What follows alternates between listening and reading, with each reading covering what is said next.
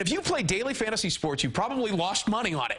Journalist Daniel Babarisi quit his job with the Wall Street Journal to become a daily fantasy gambler. He even wrote a book about his experience and recently joined us in studio to talk about it. I opened up by asking him if he thinks daily fantasy is a Ponzi scheme.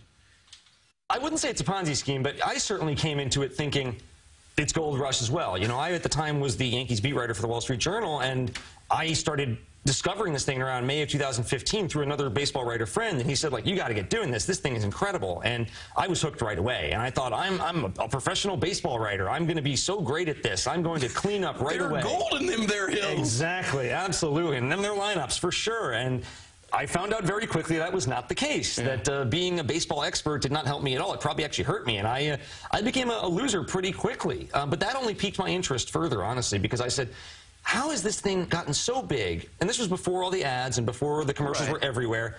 And I said, this thing is now so big. How is it that more people aren't talking about it and looking at it and understanding what it is? So I kind of made it my business to do that. And I said the best way to do that is to really get inside it and see if it's possible to become one of these sharks. You know, can I go from the fish, as they call it, which I certainly was, isn't a losing player, to one of the sharks who takes everybody else's money and wins and all that. And I wanted to see, A, is the whole thing on the level? Because there were a lot of things I saw at the time that, you know, really made me wonder about that. And then, is it possible to get really good without using some of the more esoteric tactics that a lot of the guys were reported to be using? So ultimately, you weren't winning for a while. Yes. And then you ended up trying to get in touch with a mentor. You found a mentor. Did you get a different insight into how to do this then? Yeah, I ended up going through a few different avenues to try to find a mentor, but I ended up settling on this guy named Jay Rayner, who's a Canadian. He's from outside Toronto. His username is Beep I'm a Jeep. And so Beep, as everyone knows him in the industry, is a very well-known guy, has created a lot of the original strategies, and he was willing to teach me and take me under his wing. And he said, you're doing it all wrong. Stop thinking with your heart and stop, thinking about your baseball knowledge.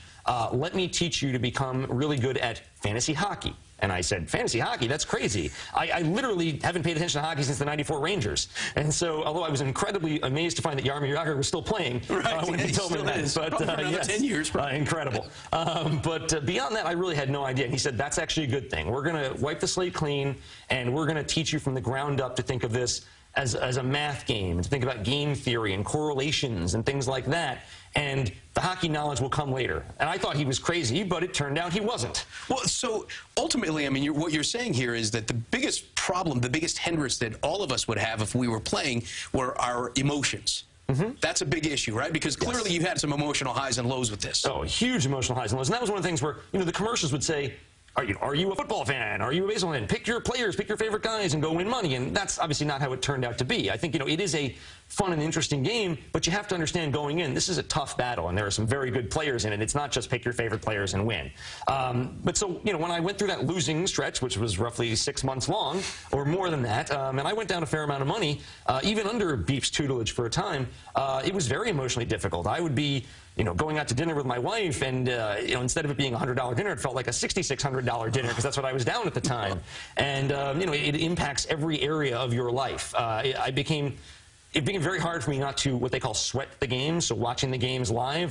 The best players tell you don't sweat the games. It will make you crazy over time. But I couldn't tear myself away. What in my life was more important than the several $1,000s I would have on that game time? Sure. I mean, it's easy money. I mean, it seems like it's just right there for you. Well, it seems like it's easy money. It's right there for you, especially someone that is a former baseball writer at the Wall Street Journal. You knew exactly what to bet on, if you will.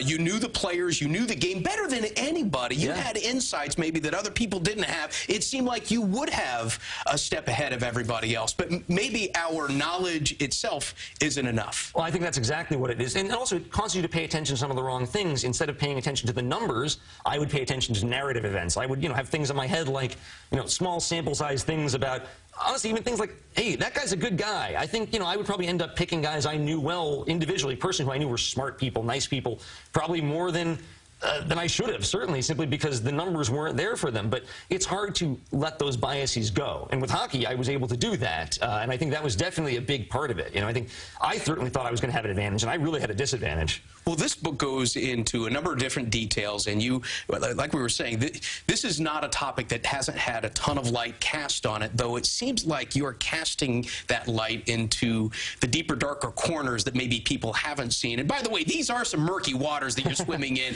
Were you even aware of how dangerous these waters were? You were starting to swim in with all these sharks, if you will? No, not really. And certainly at the time I started on this, which again was about May of 2015, things hadn't blown up and gone crazy yet. You know, the gigantic advertising blitz that we've all talked about had not happened yet. That was August and September 2015. The quote-unquote scandal that rocked the industry came in October 2015, and then all the legal action came thereafter. So I didn't know I was going to be on that kind of a ride when I went through it. But it was actually great to be able to tell the whole story from start to finish of this thing. You know, I really wrote this book for people who were not daily fantasy players. I wrote it for people who watched that whole thing from afar, maybe had played once or twice. But, you know, you have a fantasy team with your buddies. You know this whole thing happened, but you kind of wonder, what was that? You know, what was it all? Was it all illegal? Was it all okay? What was it? And so I tried to tell that story. Well, ultimately, I think that we felt it was a lot more legitimized when we started seeing ads for it on television. We started seeing FanDuel and DraftKings coming up with deals with the NFL. When Adam Silver says that he doesn't think that betting on sports is necessarily a bad thing, it felt like the worm was turning and sports is going to become legal once again. But if there's one word that they hate in that industry, it's betting and gambling, because still they're adamant about the fact, they say, this is a game of skill. Is it more skill or is it more luck? I think it's definitely more skill than luck, but there's no question that both play a role. You know, it's very much on a spectrum.